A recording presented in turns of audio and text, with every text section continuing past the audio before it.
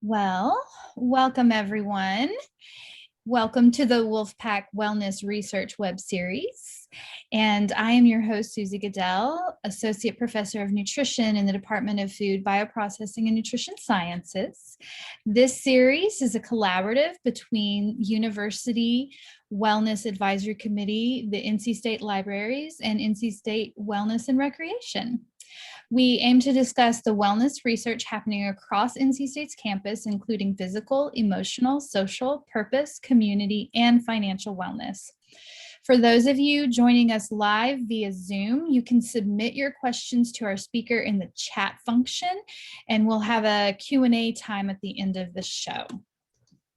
So today's guest is a special friend, Dr. Nilda Cosco. Dr. Cosco is an associate research professor in the College of Design and the co-founder and director of the Natural Learning Initiative. She's an expert in landscape architecture. The Natural Learning Initiative focuses on outdoor environmental research with children with and without disabilities and programs applied to outdoor play and learning for children.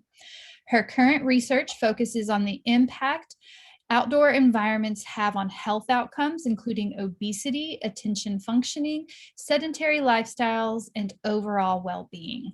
So welcome to our show, Dr. Cosco, and thank you for joining us today. My pleasure, Suzie. Thank you. So let's get started by, why don't you tell us a little bit about the Natural Learning Initiative and the research that you were doing? Yes, the Natural Learning Initiative is a research and design assistance unit at the College of Design, affiliated with the Department of Landscape Architecture and Environmental Planning.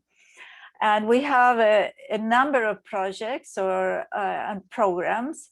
We offer design assistance for people that are willing to improve their outdoor learning environments or outdoor environments for children any age and in any location where children are. It could be, of course, daycare centers. We will talk about that later, schools or parks or neighborhoods, those places that children experience every day.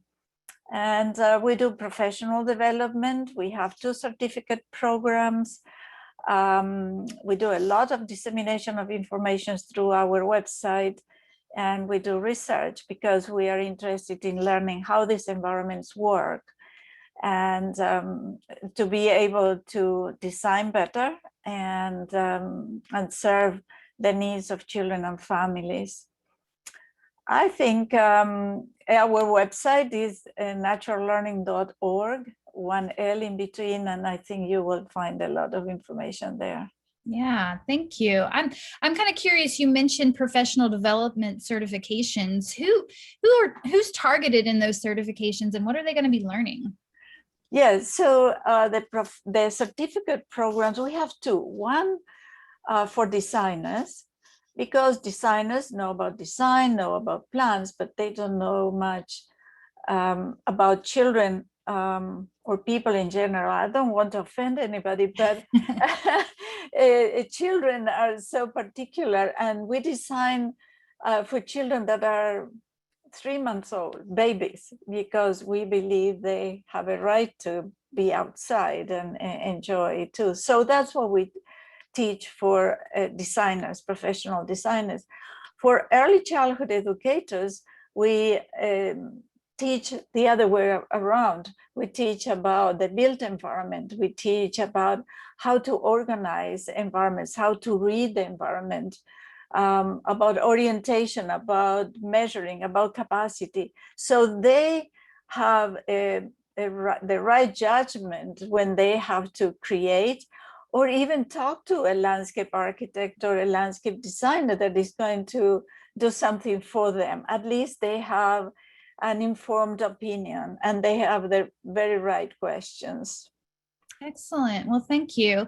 So I'm really curious about this concept of preventing obesity by design. Can you explain a little bit more about that? Oh, yes. Well, you know, we at the College of Design, we believe, of course, that our life is molded by design. If you look around you, even the chair you're sitting on has been designed by somebody to accommodate your body. So years ago, in 2005, 2006, we saw this terrible crisis about obesity, and we said, well, we need to do something. And so we decided to start working with early childhood because we believe it's a very critical age. And so we said, okay, we are going to do something for the outdoors in childcare by design. So there it is, preventing obesity by design. We call it POD for short now. And so this is a comprehensive project, comprehensive in the sense that we offer a strategy that includes the design assistance, the training, professional development, the dissemination of information, seed grants, if our grants have some possibility of distributing funds for starting the projects. So we have been running these projects since 2006, mainly with the help here in North Carolina of the Blue Cross and Blue Shield of North Carolina Foundation, the Rex Endowment here in Wake County. And then we have been teaching this strategy to other states. So Texas was the first one. South Carolina, we have been working for years with them. And then we help create new initiatives in other places, for instance, in Colorado with the National Wildlife Federation. We help them create the initiative and do the startup with our strategy. So thank you so much for sharing that. So can you tell us a little bit about a research project that you've got going on right now that some might find interesting? Yes. So what happened is I want to tie to the POD, the Preventing Obesity by Design. So we knew every year we would do evaluations, and we knew it was working and it was beneficial for children, for teachers. They were learning, and for parents. We did also a component for parents here in Wake County. I can tell you later about that if it's of interest. And then we wanted to do something about gardening, because gardening, it is so absolutely linked to healthy eating. For us, the outdoors and gardening is healthy eating, it's physical activity, it's outdoor learning, all in one. We could even add STEM learning. But we knew that it was working for our evaluation, but we needed to know a little bit more. So we put together this research proposal, and thank you, Suzie, for being with us and working actively there as a full expert on nutrition. So it's a randomized controlled trial of the impact of gardening in early childhood, childcare, in fact. So we have been dealing with that. We have an intact 2-year before and after the installation of the garden data. Unfortunately, we lost the possibility of gathering data during the pandemic for our long-term effects phase. So that is what we are onto now. So, I am familiar with this, but others aren't. So why don't you tell us, when you say the garden installation, what goes into that? Well, we had to standardize these garden installations. So we did 6 raised planters. I would like to say that if anybody is trying to garden, please do not start digging here in the clay, the clay soils of North Carolina. Just go with a raised garden and very good soil. So we did 6 planters.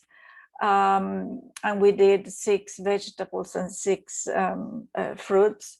And we standardized that, and we installed. And then we gave a garden activity guide to the teachers. And we had a gardener that would visit every week the centers to see how things were going and the activities that were conducted there. And of course, to keep an eye on the gardens, because the teachers don't know about plants. Most of them, I cannot say all of them. So when you gave the teachers a gardening guide, what kind of information was included in that? Well, we had to teach the basics, and this is one thing that is a big learning. Well, we know that not everybody is a gardener, but the teachers do not have the information, because when they go and they get trained, they don't get the information about gardening. So this garden activity guide is coaches the 3 phases of gardening. That will be the preparing, the caring, and the harvesting and eating. And each of these have 4 activities, and each activity has I would say a template of sub-activities. Like there is what is that activity, even watering is explained, and how you water a plant, vocabulary that is related to that activity, a reading, for instance, about the activity, and then activities for parents and fun facts about the vegetables or that are being planted. It was very successful, because we saw a change in the teachers that actually understood what is gardening. And the director of our unit, Robin Moore, he says, it's not about the garden, it's about the gardening. It's the action of being in the garden, of planting, of caring, and I think that is so important, because there you have all the activities, the conversations in the garden, the richness of the garden. And that's a great feeling to just think about being outside. I think all of us have had that experience of being outside and enjoying getting our hands in the soil and being around plants. Exactly. That is connected to health, Suzie, if you allow me to make a comment about this. It's, it is demonstrated that if you are in contact with the soil, your immune system is strengthened, because all the microorganisms and the beneficial insects, I always say beneficial insects, because if I see insects, some people say, oh, no. But these are the microorganisms that help us with our immune system, and it is proven. So there is a big impact on health. So my next question goes to, you say there's a lot of benefits to this. I'm really curious about how you're measuring with this project in particular. How do you measure success? What does that look like? Okay, so we measure in different ways. At the level of the child, we are asking them before and after renovation and the control groups about how they like, if they know the vegetables, if they like it, and they have tasted. And then we have a measure of consumption of the same vegetables in a tray, to see how much they eat, and then we take copious notes about that session of tasting. So we are in the midst of this moment of analyzing the data. We also have some metrics on the quality of the environment, because for us, this is a question of what we call it environment and behavior. It's an environment and behavior approach. So we cannot kind of forget the environment and only look at the behavior, or look at only the behavior without the environment. So we are also measuring the quality of the environment with some instruments that we have, the preschool outdoor environment measurement scale and the childcare outdoor quality tool that we have. As the environmental quality increases, the behavior of the children change. So how do you said as the environment increases, so how do you increase that? What are the steps that you do? Yeah, so in this particular case of this research, what we did was the installation of the garden with fruits and vegetables and other things. We gave some tools and all of that. In general, if it is a different type of project, not a research, which is the intervention is the improvement of the outdoor environment, we do many other things, you know. First, for increasing physical activity, we recommend a loop pathway wide enough for tricycles or cars to go back and forth. And we bring different types of settings, we call it, or activity areas. Like in an indoor class, right? In a classroom, you have these areas, a corner that is about reading, one is about collections, the other one is the place where the group meets. Well, the same is in the outdoors. So we work with the client, with the teachers, with the parents, with the directors, and select a number of these activity settings that will bring more activity or more, encourage children to move more, to have conversations, if it is a dramatic play area, if it is a performance area. It could be, of course, we always suggest trees for shade to, you know, prevent the skin cancer and all of these things, because we need to be outside and receive sunlight, but we need to be careful, especially here in this area where the sun could be very, very strong in the summer months. So it is a diversity of environments for a diverse number of children with different learning abilities, with different cultures.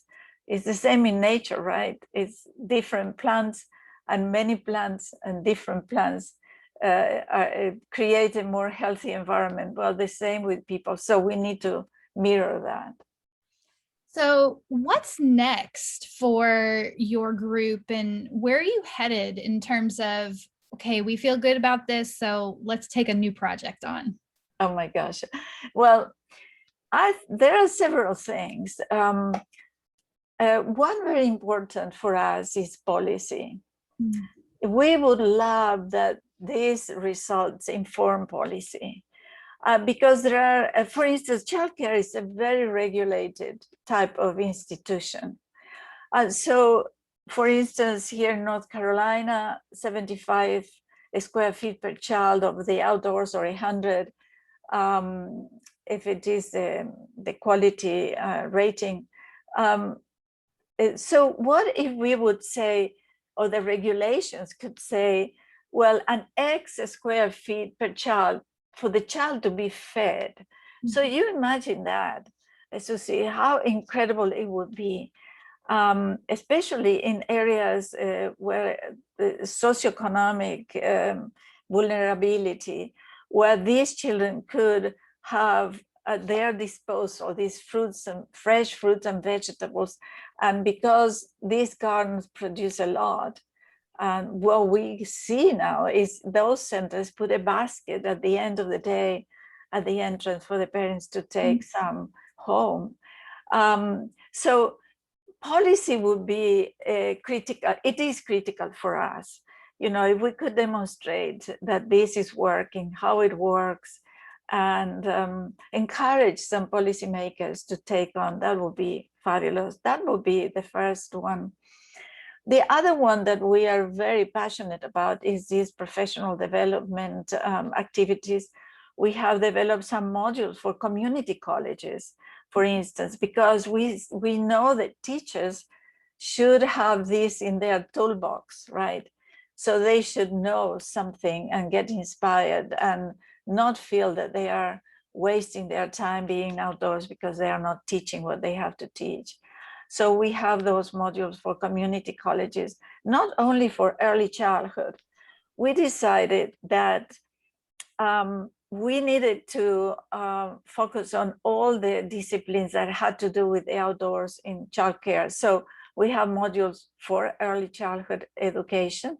We have modules for the healthy eating professions, could be cooks, chef, baking, to know about all of this and implement. Because if you or somebody is a cook in a childcare center, they need to learn how to cook fresh vegetables or prepare fresh vegetables, seasonal. And then the third one is horticultural sciences or horticultural technology, sometimes a community college, or landscape technology, construction management, because these are the workers that are going to install this environment. So that is also another next step. Well, thank you so much. So for our listeners, right now is a time that if you have a question, please feel free to either use the emoji things to raise your hand or to type in the chat box so that Nilda can respond to them. But while you're typing, because I don't see any just yet, I'd love to ask maybe a little bit more of a controversial question. And that is that there are people who think that when kids go outside and are outdoors, that it should just really be playtime, that we shouldn't push them to do anything else. And by incorporating all this stuff into the outdoor learning environment, you're taking away from their free play. Can you talk a little bit about that and what the pros and cons are related to that? Oh yeah. So what is play? You know, for children, play at this age, 3 to 5, although as I said, we work with even younger children. So play is exploration. Whatever is outside is for them to explore. I don't think this is work. That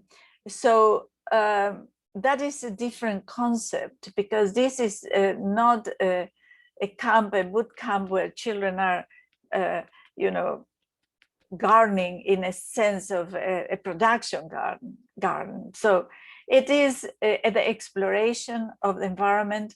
It is they are allowed to pick, they are allowed to compare, they are allowed to taste. They need to wash it before, we should say. But so I don't think there is such a controversy here. It is more a question of education of the adults, right? Because for children, digging, if we ask digging, I don't think so, but digging is such a pleasure and such a vigorous activity, and a welcome activity, in fact, for upper body strength, right? So I don't think there is a controversy. It's more a question of educating parents and educating teachers about how these environments work.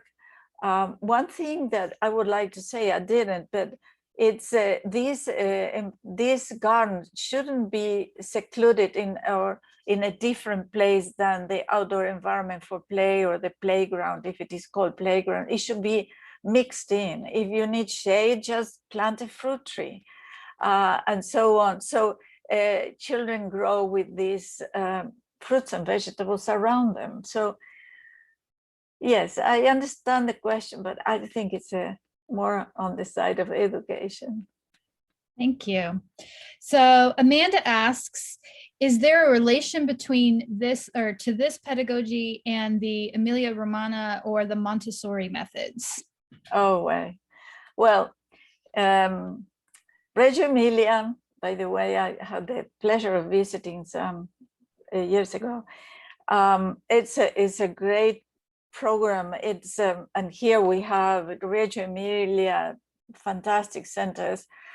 yes, it is related to that desire of exploration and expression, because nature allows for that. You know, if a child is harvesting tomatoes and making something out of it, we will see that with joy, right? We won't say, no, you don't do that. And the Montessori is so different, Montessori, right?